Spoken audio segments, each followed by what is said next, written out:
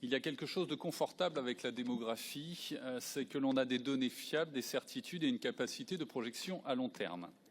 Et en matière de démographie médicale, nous savons depuis longtemps que toute une génération de médecins allait partir à la retraite et que le nouveaux arrivants dans la profession n'allait pas compenser ces départs.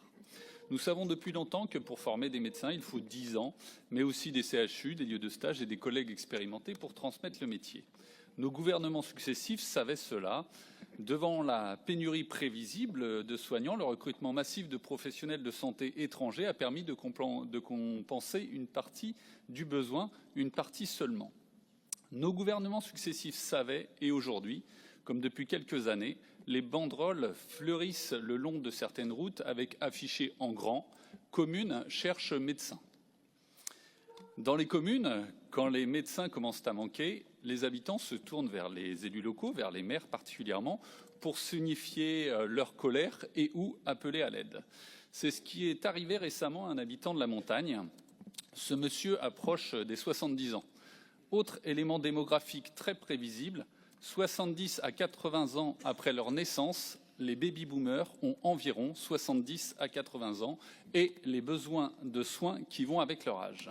Donc non seulement il y a moins de médecins, mais en plus il y a davantage de besoins de soins.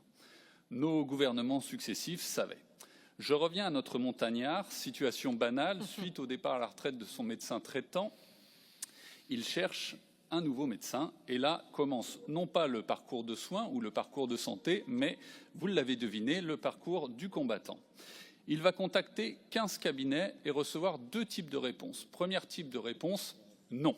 Deuxième type de réponse, non, nous ne prenons que des patients de la commune. Alors il est tenace, cet habitant va écrire à la CPAM, à l'ARS, aux conseillers départementaux, à son député, au CPTS, à l'ordre des médecins, j'en passe et j'en oublie certainement. Très tenace, il va écrire et réécrire jusqu'à avoir des réponses que vous devinez peut-être toutes plus gênées les unes que les autres devant l'absence de solution. Ce montagnard va tenter de saisir le médiateur de l'assurance maladie. Cette dernière, prudente, indique sur son site, je cite, « Vous ne vous pouvez plus contacter le médiateur si vous recherchez un médecin traitant ».